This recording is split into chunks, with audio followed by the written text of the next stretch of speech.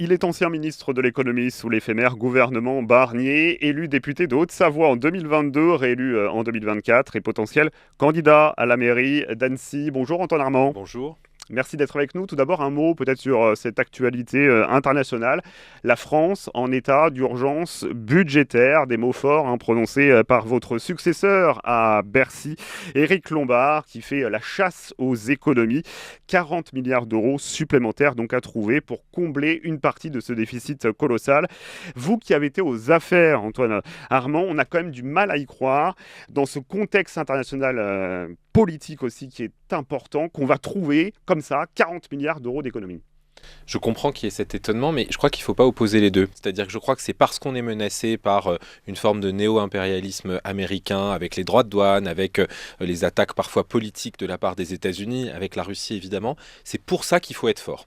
Et être fort, être plus souverain, être une nation plus forte, ça passe par ne pas avoir 3300 milliards de dettes et 7%, 6% plus exactement, de déficit. Maintenant, faire ces économies, ces 40 milliards d'euros, c'est l'ordre de grandeur qui a été donné, et il est juste par Éric Lombard. Plus, 50 et sans doute même, un peu plus, 100, ça dépendra, d'économies à trouver. ça dépendra de la cible qui est choisie par le gouvernement. Ça ne peut pas, ou si vous voulez mon avis, ça ne peut plus passer par des économies de rabot, comme on dit. Les économies de rabot, pour l'expliquer très simplement, ça veut dire que vous prenez toutes les dépenses et vous les baissez un petit peu à chaque fois. Et donc, que ce soit les dépenses les plus utiles de sécurité, de santé, d'éducation, vous les baissez. Ça abîme le service public, et deux, ça ne fait pas de vraies économies. Ce qui est important, c'est qu'on repense tout le modèle public d'administration, qu'on ait moins de gens dans l'administratif et plus de gens sur le terrain, dans les fonctions importantes. C'est un chantier énorme. C'est pour ça que lancer la conférence des finances publiques aujourd'hui ou demain, pour avoir le temps d'élaborer un budget collectivement plus responsable, c'est indispensable. Pas d'augmentation d'impôts, a indiqué Éric Lombard. Vous partagez ? Oui, c'est ma philosophie depuis longtemps, même si il a fallu composer dans le précédent gouvernement et parce qu'il y avait une urgence particulière, mais pour une raison très simple. Nous sommes le pays au monde qui a le plus fort taux d'imposition. Et nous avons aussi les dépenses publiques les plus importantes. Si la solution, c'était d'augmenter les impôts, on y serait déjà arrivé, si vous me passez l'expression. Ça ne veut pas dire qu'il n'y a pas mieux à faire dans l'équité fiscale au sein des impôts. Mais dire que la solution à nos problèmes, c'est augmenter les impôts de ceux qui travaillent, ça me paraît vraiment pas adapté. Alors, autre solution également, rendre l'État moins obèse, réduire aussi la dépense publique et peut-être demander aux collectivités locales encore de se serrer davantage la ceinture. Antoine Armand, faut-il aussi faire des économies dans nos communes ? Ça passe aussi peut-être par l'augmentation des impôts locaux ? Comme l'avait très bien dit Michel Barnier, il n'y a pas de miracle, et donc il faudra partout faire des efforts. La question, c'est comment et pourquoi. Quand une commune a des dépenses de fonctionnement très importantes, on doit sans doute pouvoir faire un effort plus important. Quand on est une toute petite commune, j'ai dans la circonscription une quarantaine de communes, j'ai des communes parfois de moins de 250-300 habitants. Moi, je veux bien qu'on dise à ces communes-là, faites un effort, mais la réalité, c'est que ce n'est pas possible. Vous avez aussi d'autres communes qui investissent beaucoup localement dans les infrastructures, dans leurs services publics. Celles-là, il faut aussi les encourager. Maintenant, on a tous à faire un effort. Et quand je le dis, on me dit souvent, est-ce que c'est pour stigmatiser l'une ou l'autre ? Mais pas du tout. C'est que si on part du principe que personne n'a d'économie à faire, que pour ne pas stigmatiser l'un ou l'autre, on dit ici pas d'économie, là aucune dépense en moins, ici pas d'amélioration, à la fin il y aura toujours le déficit. Donc certaines communes doivent faire des efforts, notamment peut-être des plus grandes villes, comme la ville d'Annecy, 29e ville de France. Vous qui partez à la conquête de cette ville d'Annecy, on en parlera dans les prochaines minutes. Vous, maire d'Annecy, peut-être, il faudra augmenter les impôts locaux ? Vous augmenterez les impôts locaux ? Comme au niveau national, je pense que l'impôt n'est pas la solution. De la même manière, au niveau local, je ne crois pas qu'on puisse penser une seconde qu'augmenter les impôts soit la solution.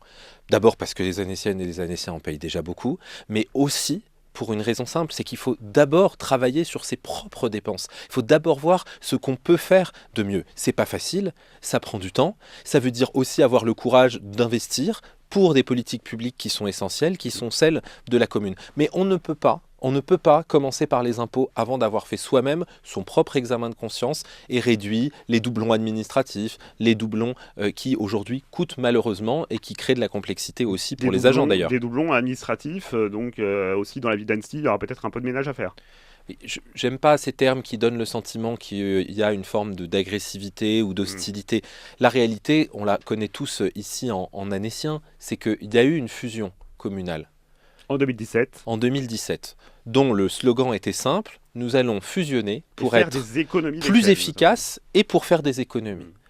Je ne suis pas sûr que ni sur l'efficacité ni sur les économies, les faits soient aujourd'hui là. Donc on a un progrès à faire. Et à nouveau, j'accuse personne, ce n'est pas du tout le sens du propos. Mais simplement, Annecy, comme d'autres communes, peut sans doute, en réfléchissant autrement, plutôt que d'augmenter les impôts, eh bien, travailler sur son propre modèle. Le 4 avril, eh bien, vous avez lancé votre collectif, justement, à l'approche de ces élections municipales. Les acteurs d'Annecy, une centaine de personnes vous ont rejoint au départ. Aujourd'hui, j'ai vu que vous étiez près de 600 signataires d'une tribune appelant à l'union et au rassemblement. Rassemblement derrière votre candidature aux prochaines élections municipales. Et rassemblement pour apporter le renouvellement qui est devenu absolument indispensable à Annecy. Parce que ce rassemblement, cette volonté d'union, d'où ça vient ? Ça vient du spectacle auquel on a assisté depuis maintenant presque 5 ans, de climat délétère, de division, de guerre d'ego, et du sentiment que beaucoup d'Annéciennes et d'Annéciens me disent à peu près toujours de la même manière, et dans cette histoire, où est Annecy ? Où est l'avenir d'Annecy ? Où sont les services publics annéciens ? Et c'est pour ça que vous avez autant de personnes de la société civile, des personnalités plus ou moins connues, des assistantes maternelles, des soignants, des chefs d'entreprise, des restaurateurs, des commerçants qui disent « Attendez, là, il faut qu'on s'engage tous ensemble pour trouver une solution ». Alors c'est un collectif que vous appelez transpartisan. Néanmoins, dans ce collectif, dans ces signataires, vous avez des personnalités politiques bien connues chez nous, qui sont tout de même quasiment toutes du même bord politique, c'est-à-dire à droite. On a Marie-Noëlle Provence, qui est une fidèle de Bernard Bosson, Bernard Accoyer également, l'ancien maire d'Annecy-Vieux, Pierre Hérisson également, qui vous soutient, alors pas qui est signataire, mais qui vous soutient sur les réseaux sociaux, on peut le constater. On est quand même loin du mouvement transpartisan, dernièrement. Alors d'abord, vous avez cité 2 personnalités qui n'ont pas signé le manifeste. Oui, mais pardon, je vais quand même pas interdire à des gens de me soutenir. Ça ne veut pas dire non plus que c'est la marque du collectif. Dans ce collectif, vous avez des gens qui ont des sensibilités politiques différentes, du centre-gauche à la droite. Ce n'est pas une surprise. Mais la question, c'est est-ce qu'on a un minimum de conviction et de valeurs communes ? Évidemment, si vous faites des alliances contre nature, vous avez le résultat qu'on connaît. Donc ça, c'est pas possible. Qu'est-ce que ça veut dire qu'on est transpartisan ? Ça veut dire que chacun a son parti, s'il en a un, son vote, sa sensibilité. Personne ne va le renier. Je ne vais pas venir vous dire aujourd'hui, Victorien Duché, voilà, j'ai découvert qu'en fait, j'étais d'un autre parti que celui de je suis. Ça veut simplement dire que pour Annecy, pour le travail qu'il y a à faire dans l'année qui arrive, on va tous mettre de côté les étiquettes et on va tous travailler sur le fond des choses, sur le projet. Et je vais vous dire, si des personnalités qui n'ont pas la même sensibilité politique que moi soutiennent cette démarche, tant mieux. Qu'est-ce que vous voudriez que je fasse ? Que je dise « Ah ben non, vous êtes un peu trop à gauche, un peu trop à droite, vous n'avez même pas le droit de nous donner votre soutien. » Ça ne peut pas marcher comme ça, un rassemblement. Il n'y a pas de personnalité à gauche, de personnalité écologiste parmi les signataires de cette tribune. Mais je vous laisserai demander aux 600 personnes si certaines ne se sentent pas de gauche. En tout cas, dans les personnalités politiques. Je crois que c'est le cas. Mais je crois que quand vous avez 600 personnes qui se présentent, il y a des sensibilités différentes, y compris issues de la social-démocratie, et certaines qui pourront le dire sans difficulté. La création d'un collectif, j'ai envie de dire, c'est un peu vieux comme le monde, avant une échéance électorale. D'ailleurs, à Annecy, c'est encore le cas, avec l'ancien maire Jean-Luc Rigaud, qui, comme vous le savez, l'a fait, finalement. Denis Dupertuis, également, qui est un candidat régulier à gauche à la ville d'Annecy, qui a quitté son groupe, les Annéciens, pour créer lui-même son collectif aussi, Nous, Annecy. Donc ce sont des candidats plus ou moins déclarés qui vont de toute manière jouer un rôle dans cette prochaine campagne. Donc c'est ça en fait la prochaine étape, c'est la création d'un collectif comme vous l'avez fait, ratisser large si je puis dire, et puis se présenter comme tête de liste aux élections municipales. J'ai pas compris la question. C'est-à-dire les étapes dans votre projet, c'est-à-dire là vous avez créé le collectif Les Acteurs d'Annecy, il y a un appel en effet au rassemblement, nombreux signataires, et ensuite votre candidature en tant que tête de liste à Annecy, faire des alliances, ce qui est normal, ce qui est le processus démocratique qui est tout à fait logique comme on le voit tous les 6 ans. Vous oubliez quand même une étape qui me paraît vaguement importante, qui est celle de savoir quelle sera la vision et le projet pour Annecy et pour le territoire du Grand Annecy. Mais si vous voulez, vous avez mentionné les différentes personnes qui s'annoncent ou qui aimeraient s'annoncer. Vraiment, des débats que j'ai moi aujourd'hui, à la fois avec les membres du collectif qu'on a encore eu ces derniers jours, la principale question qui n'obsède, c'est pas de savoir si c'est le collectif de X ou le collectif de Y. La principale question, c'est de savoir quelle inspiration on a pour la ville d'Annecy? Sur quoi on est d'accord pour dire que là, il y a un besoin de réparation très important? Quels sont les sujets où on se dit comment est-ce que c'est possible de les avoir aussi longtemps laissés de côté? C'est ça qui aujourd'hui intéresse le collectif, qui travaille dès aujourd'hui, qui travaille sur le fond de ces choses-là. Et je pense que c'est ça qui amènera au rassemblement.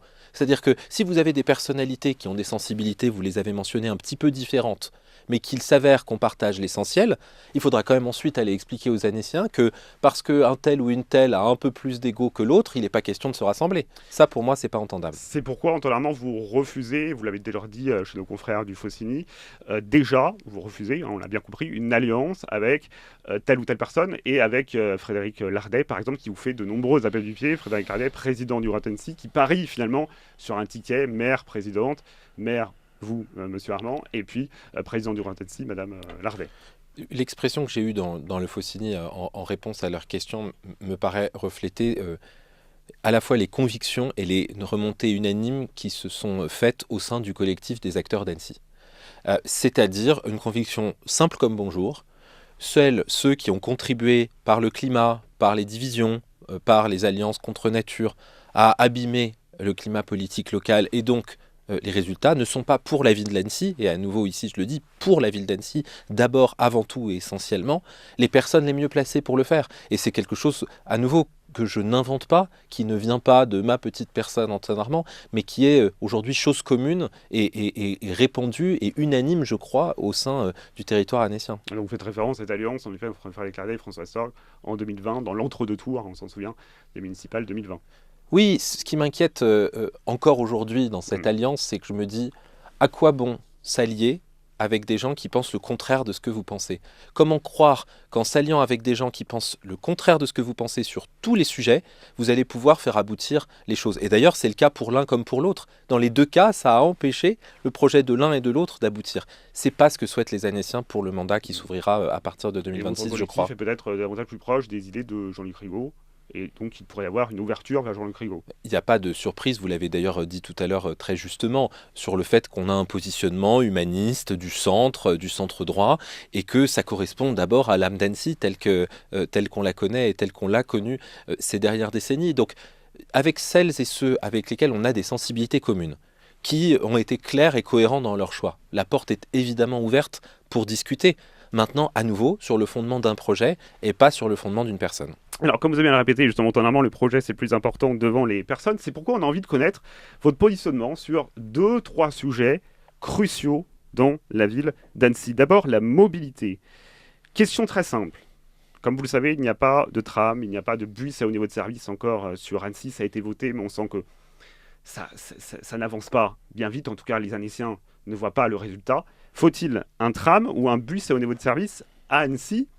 Et faut-il peut-être d'ailleurs le temps des travaux de ces rails ressusciter le projet Lola? Vous savez, le projet liaison ouest du lac d'Annecy, le fameux tunnel sous le Seine-Noz.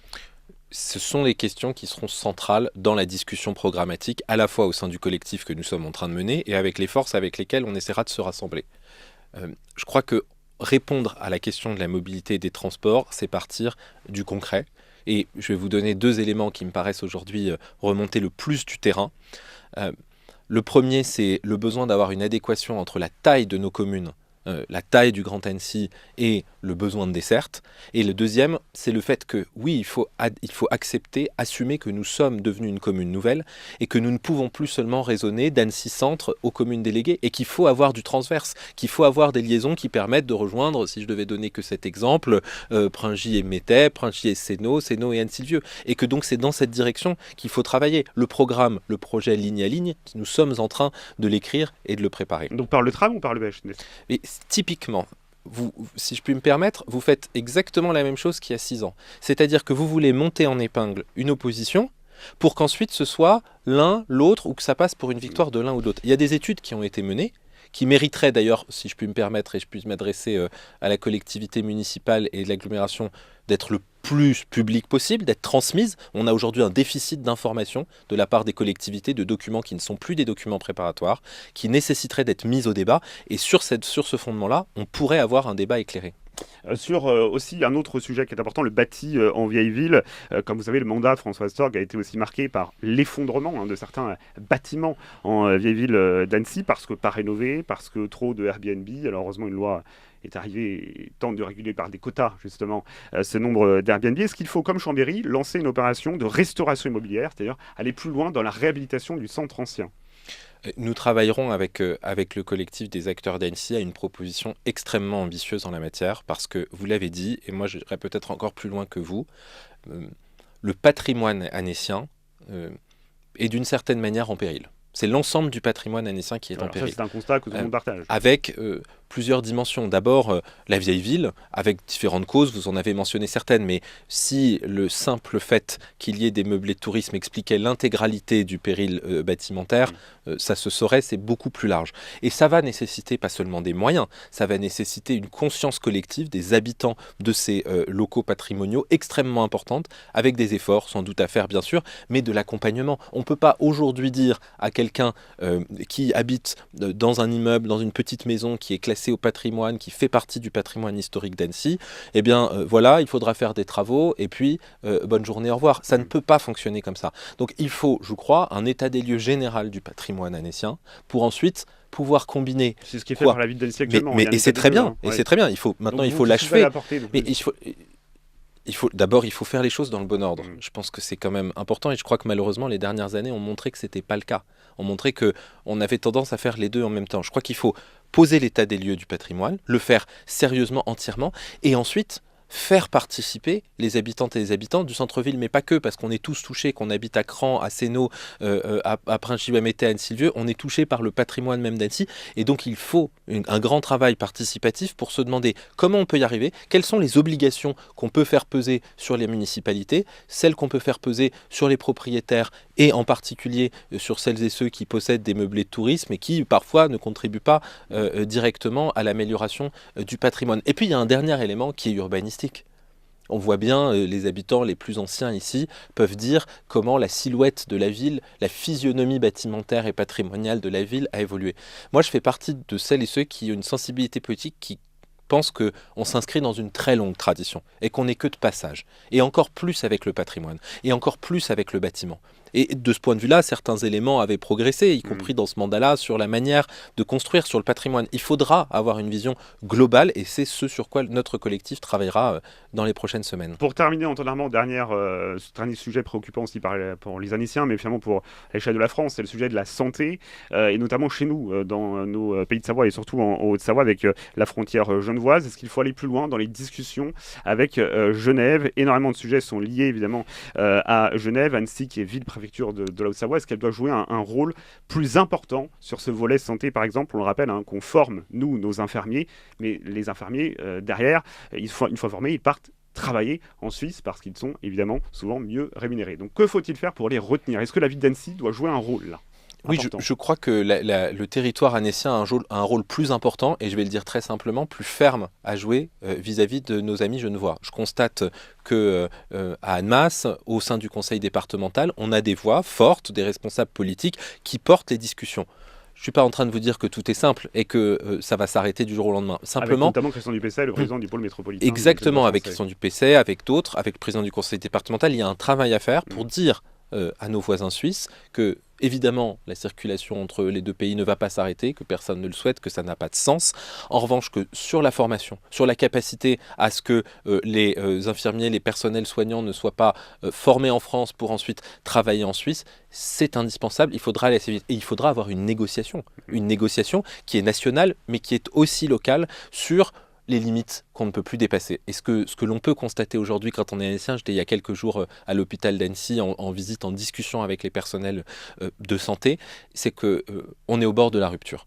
Et que c'est extrêmement grave et qu'il faut le prendre avec beaucoup de sérieux, qu'il y a les problèmes nationaux qui existent, mais qu'il y a un problème local qui nécessite une discussion d'une grande fermeté avec la Suisse, en particulier sur les personnels soignants. Donc vous irez voir le Conseil d'État genevois pour... Ça veut dire qu'il faut qu'on fasse un pack avec l'ensemble des acteurs départementaux, et il faut que oui, le chef-lieu de préfecture Annecy soit en première ligne de ces discussions. C'est pas parce qu'on est un petit peu plus loin que Annemasse, que le pôle métropolitain et que les acteurs départementaux à la frontière, qu'il s'agit d'attendre que les autres règlent les problèmes pour nous. Ça ne peut pas être les solutions, il faut avoir de la volonté sur ce sujet aussi. Eh bien, je vous remercie beaucoup, Antoine Armand, Merci à d'avoir vous. été avec nous, notre invité aujourd'hui.